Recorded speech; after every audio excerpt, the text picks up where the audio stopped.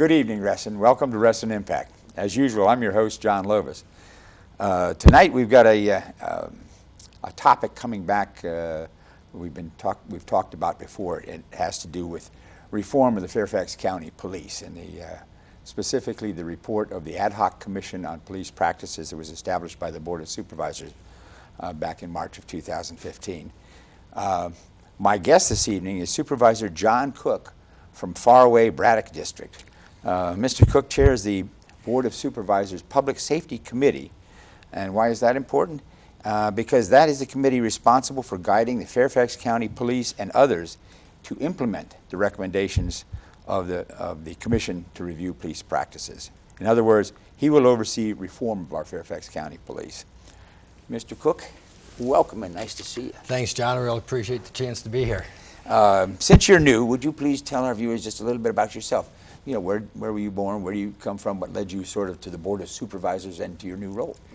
Boy, it's a lot of questions. Well, you have 30 minutes. You know. I grew up in upstate New York, and I came to the Washington area to go to law school at George Washington, and eventually, got married, landed in Fairfax County, live in the Kings Park community off of Braddock Road, and our kids go to public schools here in Fairfax County.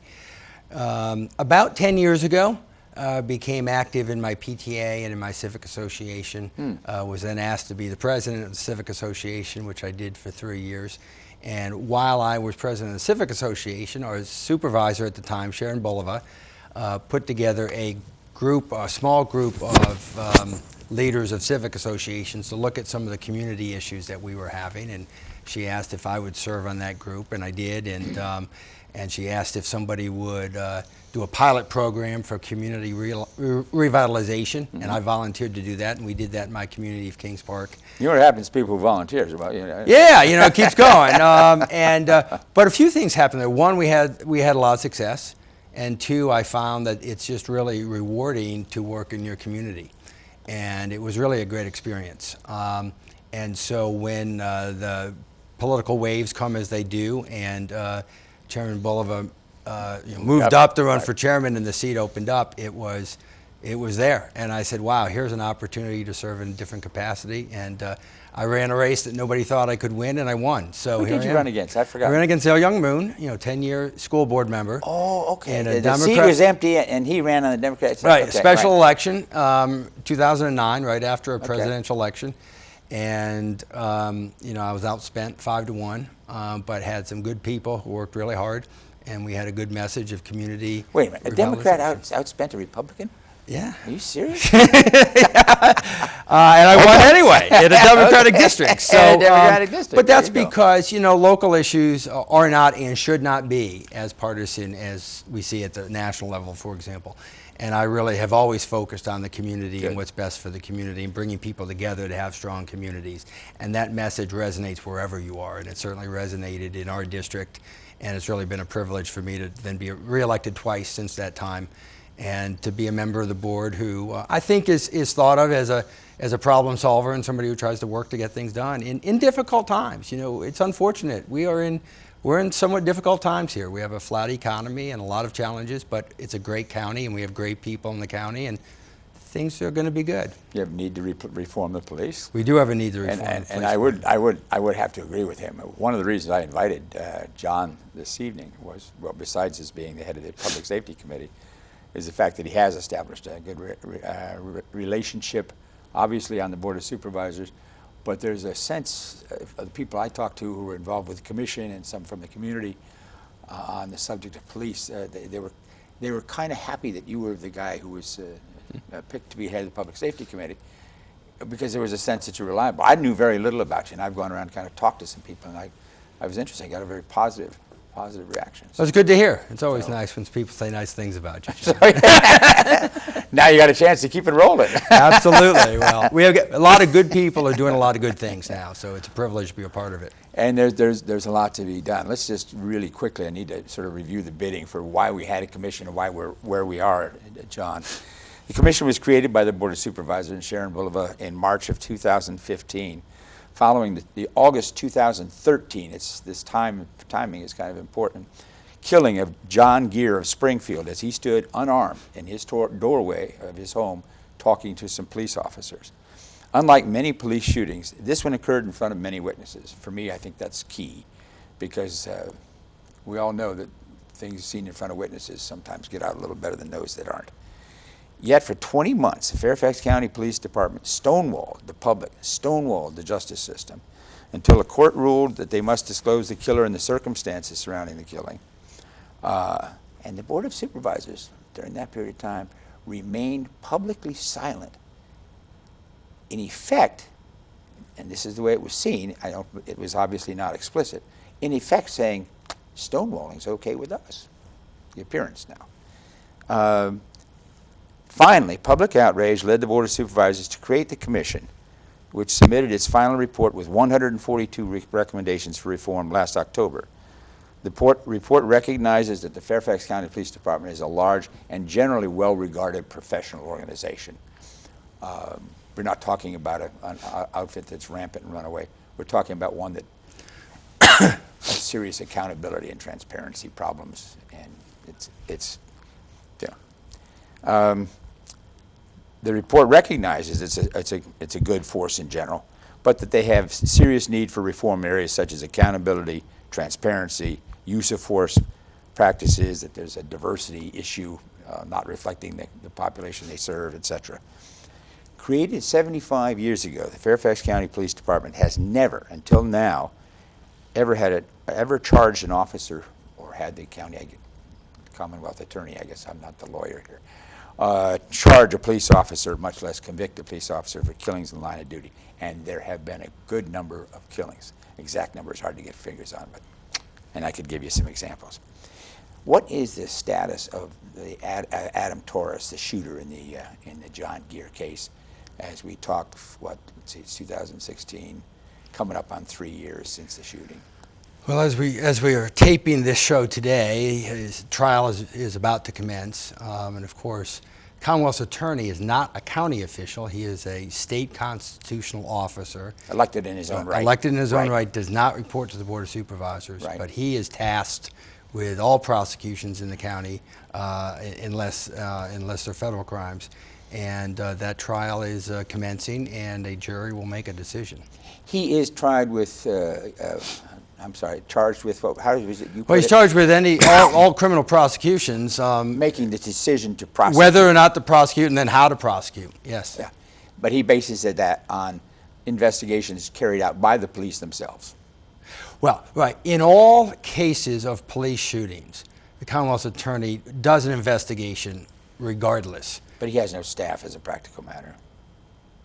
He has attorneys, but you're right. The law enforcement used by the Commonwealth's attorney is local law enforcement, and that's a state law structure. No. It's all legal. There's no question of it's being improper, et cetera. No, but it presents an immediate conflict of interest. You've got the fellow officers investigating the fellow officer. Well, remember, you always have an internal affairs department in any police department, and internal affairs has the job of investigating officers. Right. And sure, but those officers rotate around. That's right. They're not clear. They're not isolated from the others at all. I think it's the nature of policing to how do you police, and the relationship between an internal affairs department and line officers on the street. You know, there's always going to be tension there. And by the way, this is the way it is pretty much all over the country. This is not, Fairfax County is not unique. It's not different in any respect. So now Torres is in jail awaiting trial, after he was out of jail until what, 6 months ago? Something like that, yes. Paid full salary, etc. Given what led up to the commission, the 20 months of stonewalling, a question I often am asked by people I talk to is, how is it, one, that it happened, how the Board of Supervisors remained silent, and how is it that the chief of police, after 20 months of doing that, comes out still with his job and he hasn't been fired? Well, first, I disagree with a lot of the characterizations and a lot of, quite frankly, the inflammatory terms that you've used in describing the situation. Well, I wouldn't use the term stonewall. What would you use? Well, what I would say is that, first of all, we were not well served as a county by our county attorney's office. And you're talking about the supervisors or the police now? The county as a whole. the county, the people of the county, the Board of Supervisors, the police department. Well, the police officers a police department was asked for the information, didn't give it, but they are supervised by the Board of Supervisors, correct? The chief Sure. of police is hired by and fired by you guys. Right. And, but there was advice from the county attorney's office. Advice. That said that information should not be produced or should be produced pursuant to subpoena. And, you know, I got to tell you one thing that happened here, and I still don't have an understanding of this. I'm a lawyer. I've practiced in Virginia for 20 years. It apparently took 3 months for the court to have a hearing on this subpoena that eventually the Commonwealth's attorney issued for these police files. In Virginia courts, you can get a hearing in 2 weeks on any matter you want. So, you know, I think you have to ask the Commonwealth's attorney's office as well why it took 3 months to get a hearing. It's not at all unusual in the legal world. The Commonwealth attorney instead of the county attorney who was giving the bad advice and who works for you guys also. Well, there's that issue. Obviously, there's that issue too. And But look, I mean, isn't that where the bad advice was coming from that you referred to earlier? Sure. Yes. I was very disappointed, and that's a polite term, in how we were served in that regard. But And you're a lawyer. You are presumably one who knows. Yeah. right. But you know, I'm not the lawyer for the county too. So you know, we have meetings. The county attorney's office gives advice.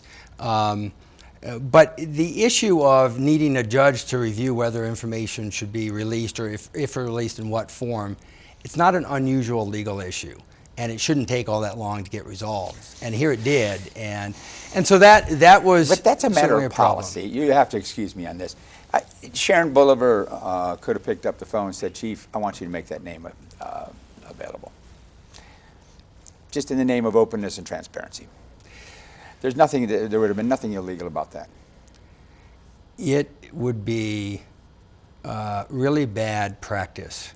It's done around the country. If I could finish my sentence. Yeah, okay. For an elected leader or even board to interfere or order the release of information during a pending criminal investigation without having the prosecutor approve the release of that information. Now, what should have happened was that we should have asked the prosecutor if we could release the information. 20 months. No, that occurred to no one. And it's well, I think what we learned later was that the county attorney's office was preventing the prosecutor from talking to us. And why did it take 20 months? I guess how could you? This is a guy down the hall.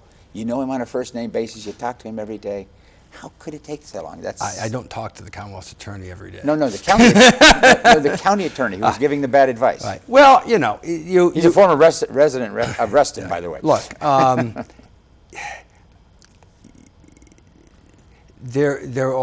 you have a legal case that has, a series of steps to it, and let me just back up and walk you through it.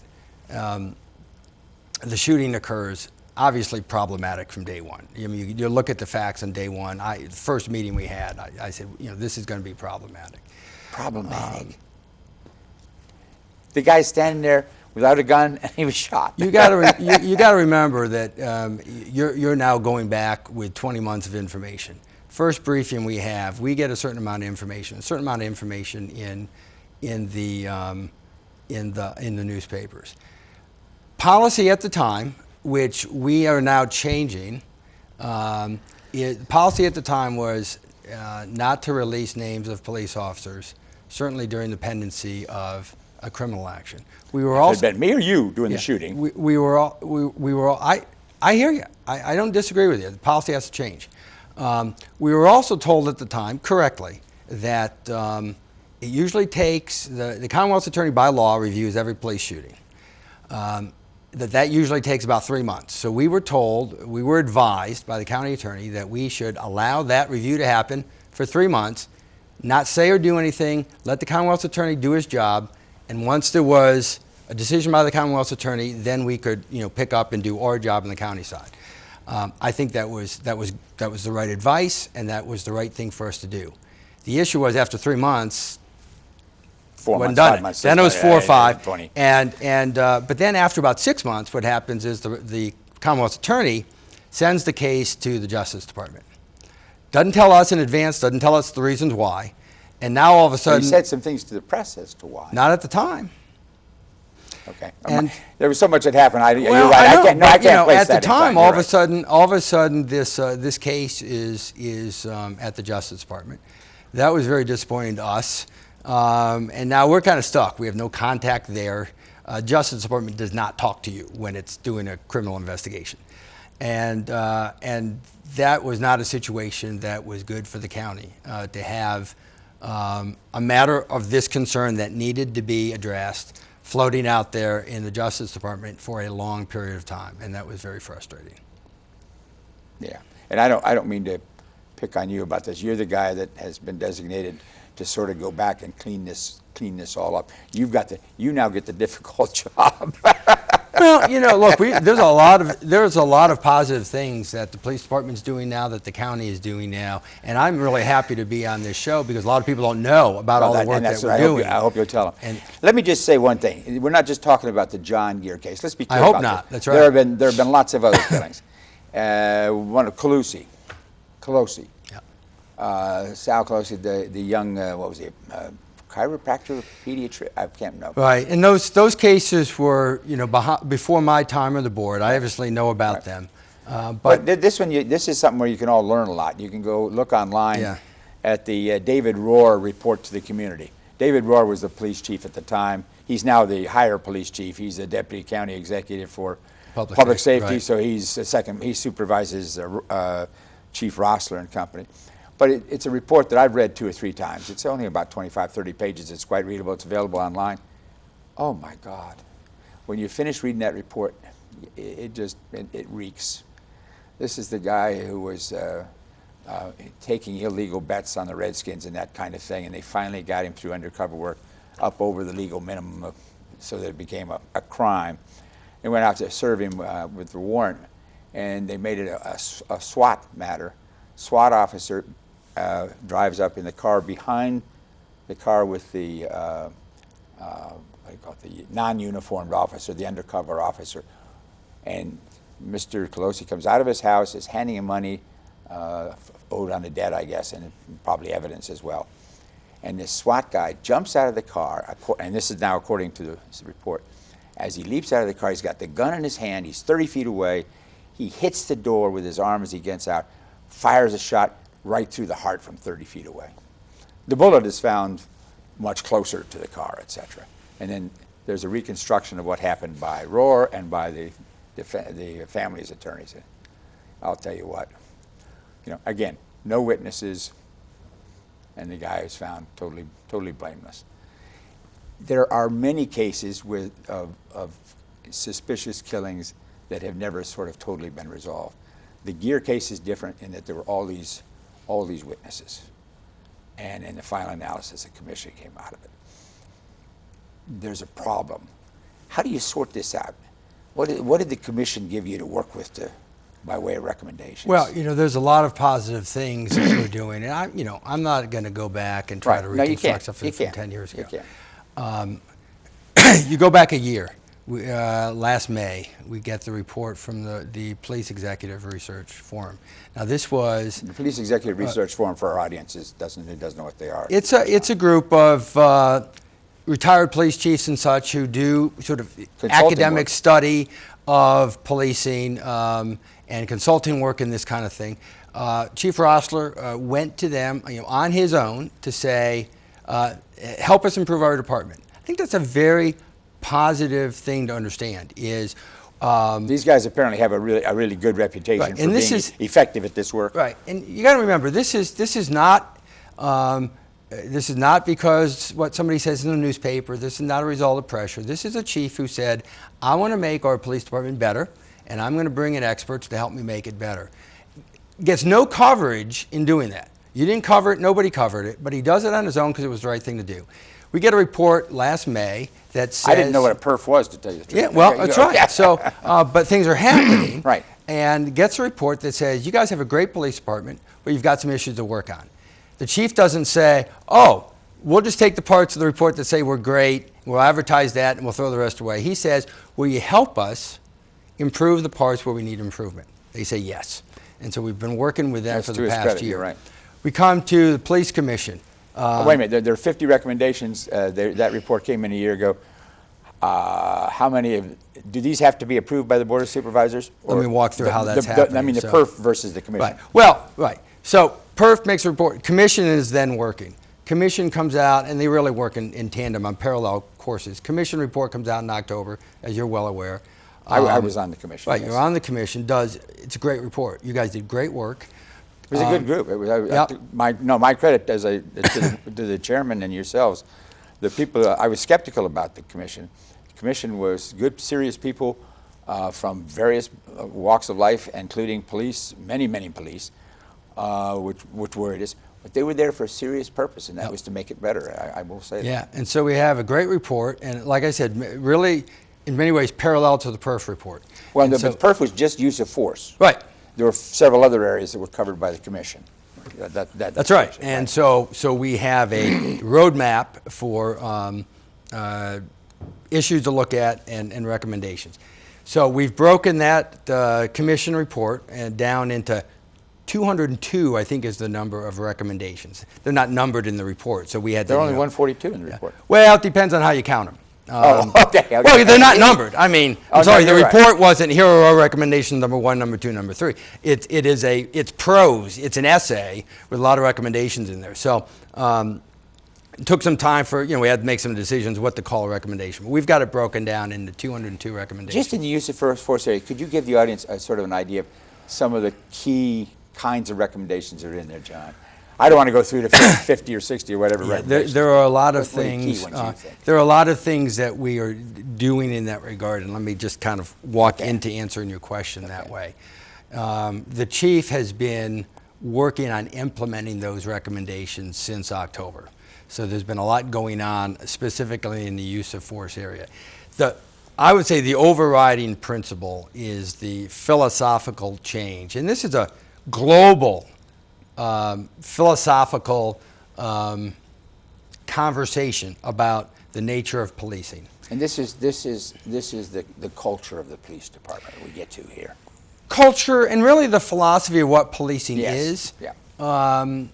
Very important. 20th century view of policing is sort of where, look, your job is to come in, take control, find the bad guys, arrest them. And you need to do that, obviously. But what we know is certainly in Fairfax County, which is the safest jurisdiction of its size in the country. For a variety of reasons, right? The vast majority of calls to the police are not calls for violent criminal robbing a bank, robbing a store, about to kill somebody. We have very little of that in the county. We're very lucky. We have some of it, Right. and it's very important. When MS-13 is killing people and drug trafficking and other things, you want the punch of a strong police department. But overwhelmingly, the reports are calls for people who are domestic disputes. There are people with mental health challenges, people with disabilities, people having an emotional reaction to bad life events, loss of a job, loss of a spouse, all sorts of things that are happening. Well, we got a characterization, if I could just summarize. I was surprised when I came on the commission. I didn't realize how much of police work, and in Fairfax County in particular, involves people who are having a mental breakdown, are chemical dependent in some way. The police estimate that it's over half. Oh, way more than half, certainly. And so all of these things. And so... so you're dealing with people who aren't sort of competent to have a straightforward dealing. And it's, you use the word competent, which have a right. legal connotation, but what... Maybe, what would be a better word? I didn't mean to. I guess, well, I don't know if there's one word. What I would say is the majority of times you're not dealing with somebody who has the rational intent to do something bad. But there's a lot of Or may not even understand what they're doing. Right, a lot of things happening. And so under this re-engineering, which is the police chief's terminology for this change in philosophy, what we want our officers to do is come on scene and first stop, take a breath, assess what's going on here. If it's MS-13 and they're trying to kill somebody, then yeah, you're going to go in, you're going to use the force that you've been given and taught to use, and you're going to do what you have to do. But the vast majority of times, there's going to be something else happening. Assess the scene, slow it down, If you need to use force, get a supervisor to come on scene, and then use a wider array of tools and techniques. By the way, getting and a supervisor tactics. to come on scene is not as difficult as it might sound. You got radio gear. Typically, there's somebody fairly close by. But the point is that now You go through the steps. you're told to do it, Right. as opposed Right. to No, not no. doing it. No, I didn't say it was unimportant. And I just want to emphasize that it really is doable. Oh, sure. That's all right. But it is very important. You're not asking them to go fill out forms and Right. come No, back no. in a week with a report how you do it. But I'll tell you, it makes a big difference on the street when you're Sure. telling an officer, hey, unless you have to act right now to save a life, to deal with a violent Right. situation, you're calling a supervisor, you're slowing things down, and you're getting control of an area so that you can use a wider array of tools to figure out what's going on. This is de-escalation is de-escalation, force not being the only tool or necessarily even the first tool to use. This is a major philosophical change, and we're doing it. We're training every officer in our department about this.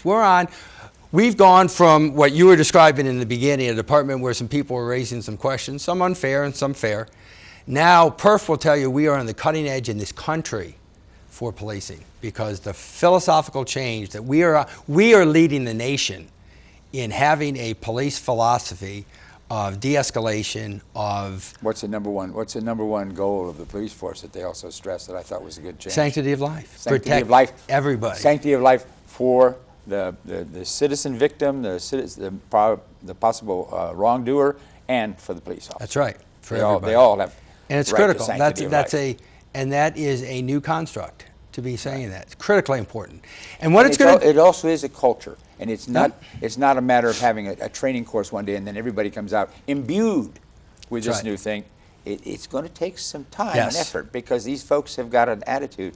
And Well, I don't think that's fair. but let me give you just an example.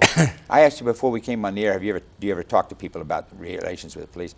When I learned I was going to be on the commission, I did what I typically do sometimes. I asked some people I know, I said, you ever have friends with the police? What's been your experience? And I was surprised at some of the negative stuff I got. It wasn't that they came out shooting or anything, but it was that they were rude. They just wanted to be in command. There was no having a conversation. It was a bad feeling, having nothing to do with the violence that we're talking about, because none of the people I talked to had that kind of experience. But that's what I mean by culture, I guess. And that is a view that some people have had in some experiences, and it's important to note that. Right. But it is not the majority view of the majority of cases.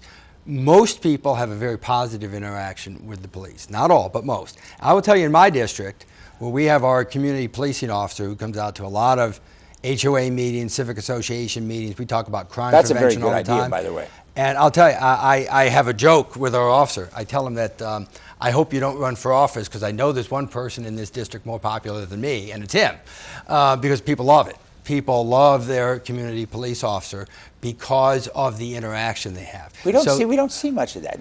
Well, maybe you don't. In my district, you see it. No, because I happen to think that's the way to go. I happen to think that's a marvelous. The more we see, and the more human these folks are. We had bicycle patrols for a period of time, and it changed the dynamic. It changed it. These became people you knew by name. They chatted with you, and it was very positive, very helpful. You come to an event in the Braddock district, and you're going to see the police department there. Any community event, you're going to see a table, Right. a tent, whether it's the Burke Center Festival or something Right. else, and you're But going to have community policing officers talking with people about crime prevention, remaining safe, heroin epidemic, all sorts of stuff going on That's that good police and people need to work together. When I on. grew up, I remember seeing police. Now I don't see police except in police cars whizzing by, this kind of thing. You don't have the same sense of knowing them, I guess. Well, it's harder, if you look Sure it at is, how we're our a metropolis. right. Well, and we are, we're built as a series of, commercial mall, strip mall, Yeah, community Not development. neighborhoods. Right. It's not like a city Right. where people are walking up and down the street, so it's a little harder. Let's go back to the describing the commission's finding. You've use of force. Those are the main things. There's this philosophical overlay. There were also technical things that I think that Sal Calusi, the father of I can't remember if he's a pediatrician or chiropractor now, and there's such a real difference between those two. I ought to remember that. How you ready gun, when you actually get a gun into a position of fire, and the situations in which you do that, and he argued that you don't do that unless you have objectively reasonable reason to believe that you need to, and a change in that philosophy, a change in that, the way an officer is trained.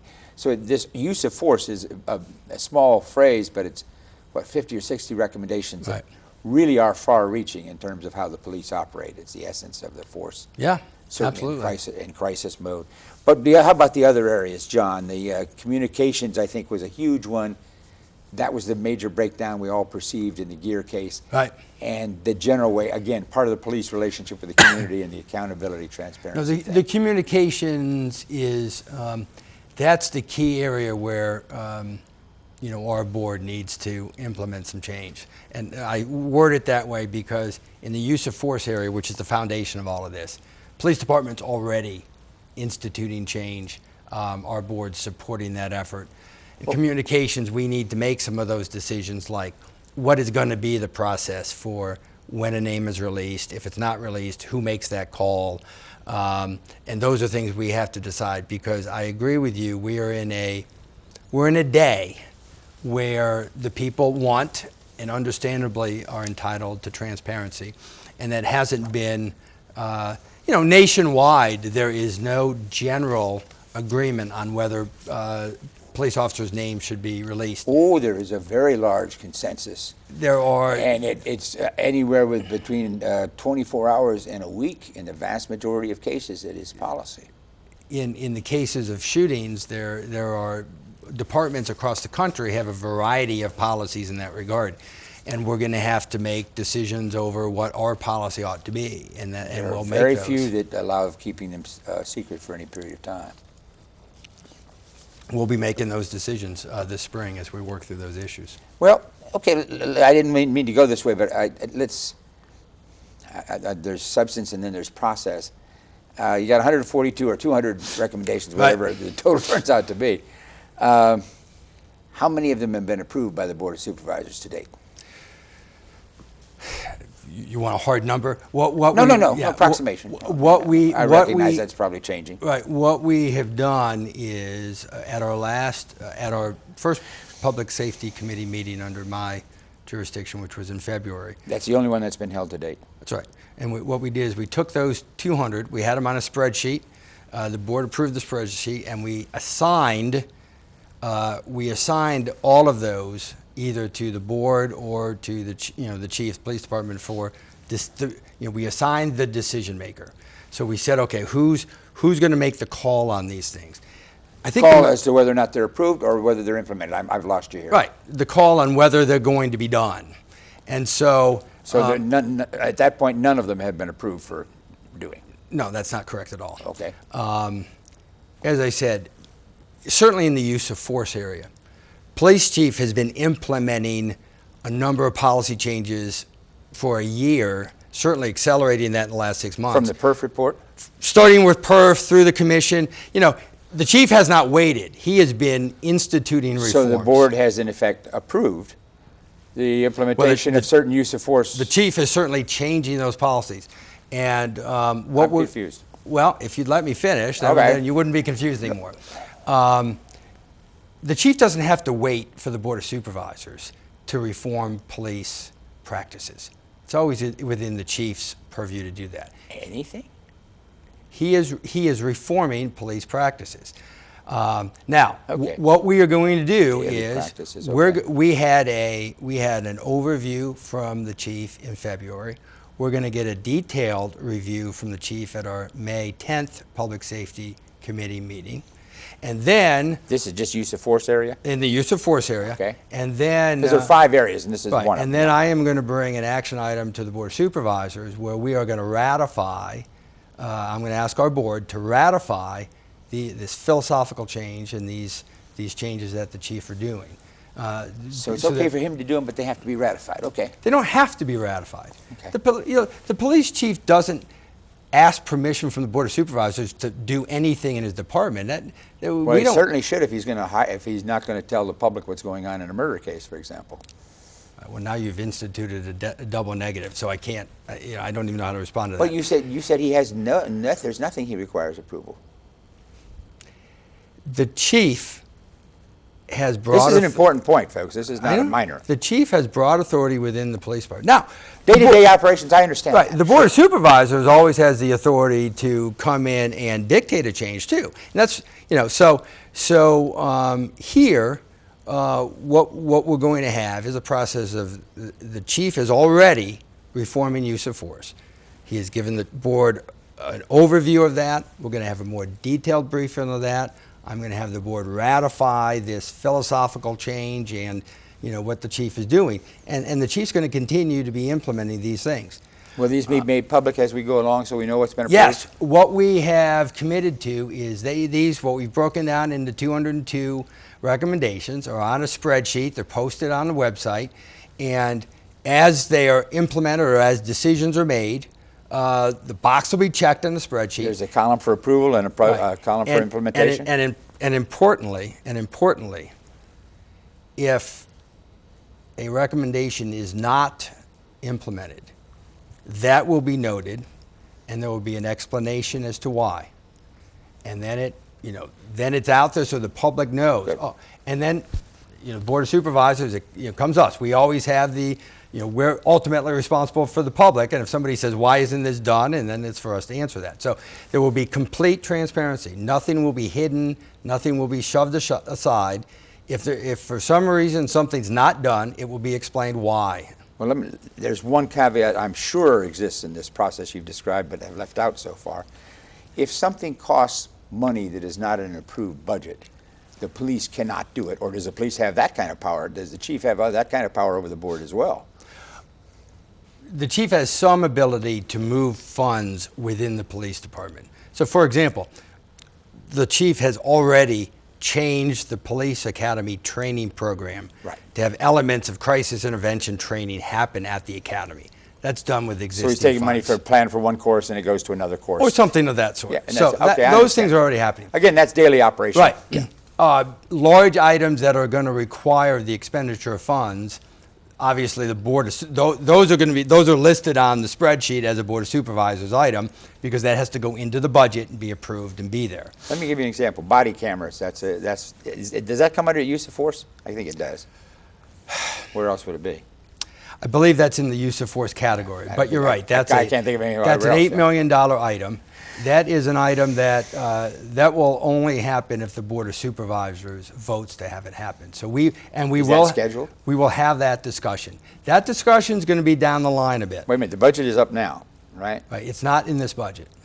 We're not going to have So ballot. we're not going to do that for at least a year. Correct. As far as money for it, and I got to tell you, Well, it's not going to happen if you don't have money you're for it. right. Body That's cameras. important. We had a meeting on body cameras last year. Right, I remember. I Body attended that. cameras bring up a lot of issues. Yeah. Some positive, some negative. I will tell you, I am undecided on the body camera issue. I'm very concerned, for example, that You're right. This is more than meets the eye, as you let's would, say yes. let's say you have a family with a child with autism, and they call the police department one night because the child is physically causing harm in the home. It's maybe a teenage child, yes. And so a police officer arrives and de-escalates the situation with the training we've provided. Now a neighbor, Hopefully, yes. presumably, has the right under the Freedom of Information Act to get the video camera footage and post it on YouTube. I'm not sure that's a good thing. But you can regulate that. Well, that's what we have to look at, is whether we can or not. You say we can. There are some people who say that. My goodness, the police have under the laws of Virginia, police and you let them execute it. You, the board of supervisors, lets them execute it here. They can keep secret whatever they damn well please to keep secret under an exclusion they get under law. Is that not true? I don't think that's true. Well, what's it say? The way you've categorized it. Under State Freedom of Information Act, most things are producible. You may have, you've got some broad categories, personnel records or not, active criminal investigations or not. It is not as clear as you're making it sound. Oh boy, my reading of it was that it's police discretion. Police are granted a discretion that certainly doesn't exist in other areas of governance that are subject to FOIA. Before I spend $8 million and put a camera on every police officer, no offense to you, but I'm gonna have a legal review of that issue, and I want to know what the law is. Well, that's easy enough to review. And Is a review started? And I want to know. No, we have not done body cameras because, quite frankly, these other things are going to come first. You build a foundation. Use of force policy has got to come first. We're going to do the communications Let me policy. just finish on body cameras to support your point that it's a complex issue. The other thing is, figure it out, folks. You've got 1,000, 1,100 guys. We got a big police force here. They're all wearing body cameras. They got cameras on all the cars. These things are recording all the time. Who manages all that information in those tapes? It's a huge. You have to hire people. You have to have a data Yeah, system to retain it. You have to have policies for how you use that It's data not easy. system. And there are costs. And there are costs, and you have to decide whether that's how you want to spend your $8 million, or do you spend it on something else? Well, but what we want to see come out of the Board of Supervisors, and I will press on this, is that we'd like to see a decision. Right now, we've just to see a decision. Okay, we're going to delay it another year. We'll have a decision on it because we will talk through it. When? But because it's probably going to be maybe in the fall if I can get an extra meeting on the calendar, or maybe in the spring, because we're going to do the other things first. Okay, so year and a half so far from the first time we discussed this. Now, the point is, and here's the concern. You're sliding away. These things disappear over time. You'll disappear even, at some point. You're not. You're a young guy. Know about that. You're a young guy. I'm an old guy. I'll disappear before you do. I got a 4-year term, so I hope I don't disappear. All of this is going to be on that spreadsheet. It's all available to the public. I'm committed to moving through that entire spreadsheet in a year's time. That doesn't mean we're going to have final decisions on every single thing. Body cameras is perhaps the most complex and difficult decision. It's also perhaps the most helpful in dealing with the transparency and dealing with accountability. It may be. Look at the things. No, look at the things it's turned around in this country. It might. It's turned around. It might. Like Juan in Chicago. It's interesting. He said, "Here's what happened." You looked at the camera, and guess what? That's not what happened. Yeah, it's interesting. No, that's important. There are also some things floating around the internet now about perspective and how you can have. Because of the views from a camera, something can look one way, and it actually then you see the view from another, and it happens differently. We've got to talk through some of those things. I suppose that I'm going to make sure. I'm also mindful of the one that happened in Cleveland. The 80-year-old woman, who people raised hell about her being shot, until the cop came up with, guess what? He had a body camera on, and there's the woman pointing a gun at him. Yeah. And you know what? And that was clear too. Right. And so there are a lot of positives to having body cameras. It's a complicated issue, and we're going to make a knowledgeable decision. There are a lot of complicated issues, and it requires some focus and a will. Yep. And that's the Board of Supervisors is a question mark in that respect. Well, I'm sorry you feel that way. Well, it's history. Okay, communications.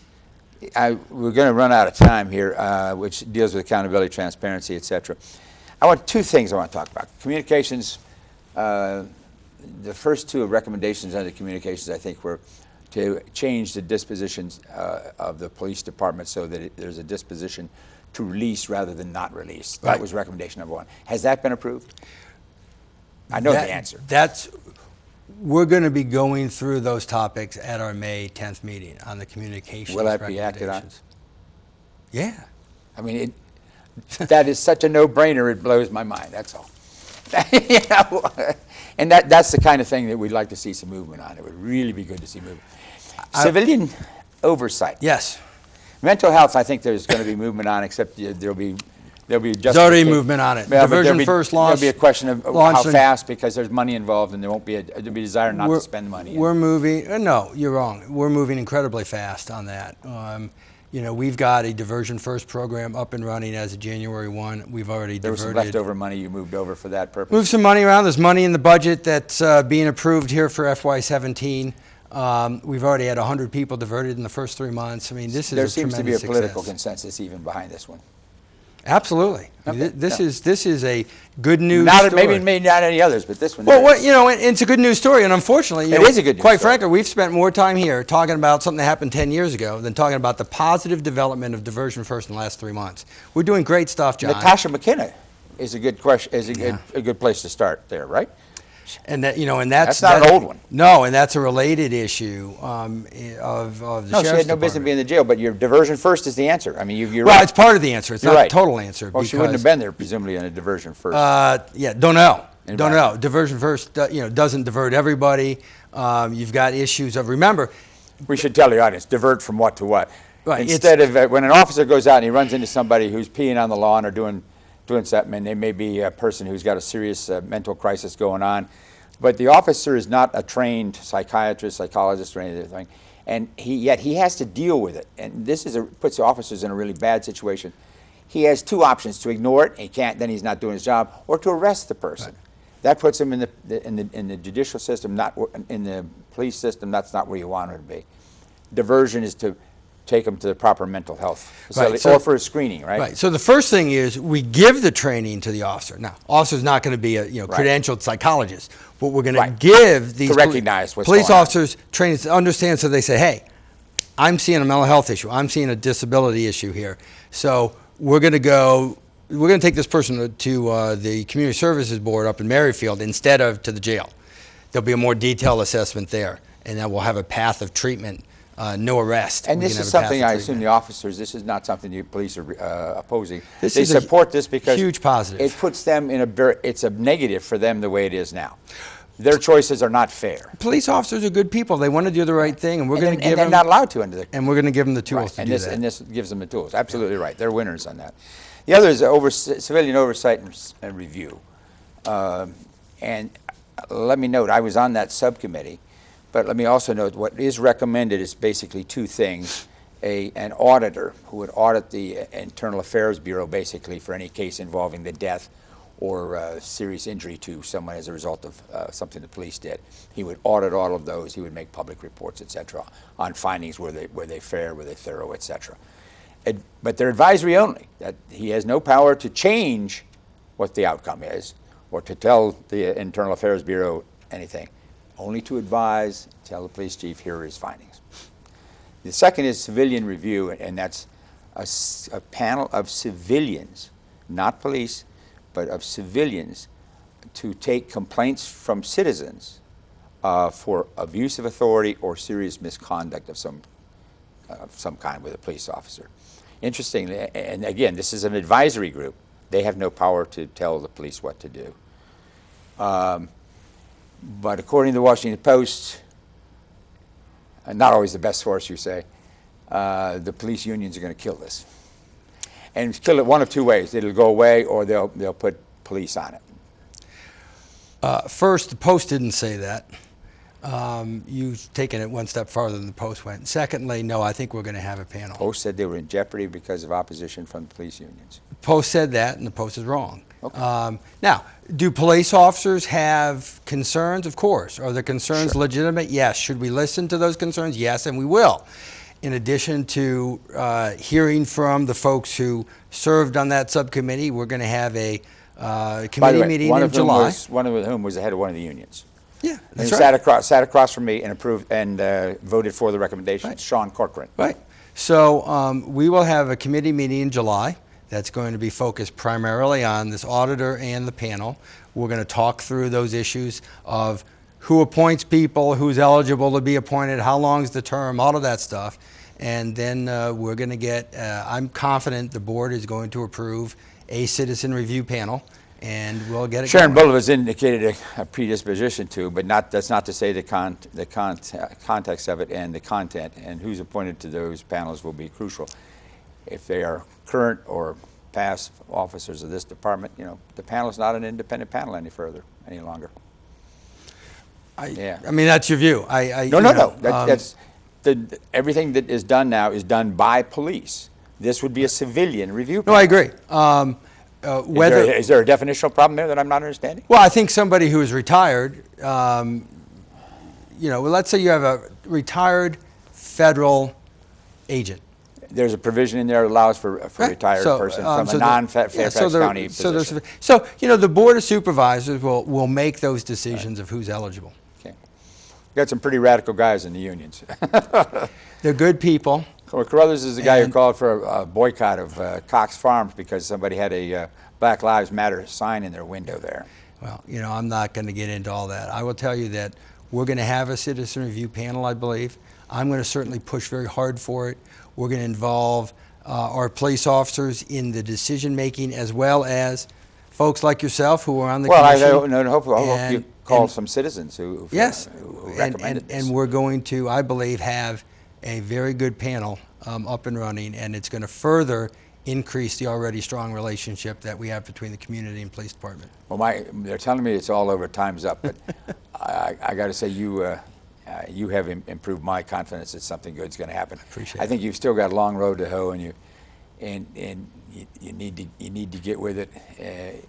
Folks in the audience, one thing I would suggest is that call Supervisor Hudgens, call Supervisor Chairman Bulova, and say you appreciate the work the Public Safety Committee is doing, and you'd like to see it expedited and moved a lot more rapidly along the track. And support the good work. Thanks, John. Thanks, John. Appreciate it. Thanks to Comcast for helping us bring this to you, and thank you, our viewers, for sharing some of your time with us tonight. Again, Supervisor John Cook from Braddock District spent his time with us this evening. Thank you very much.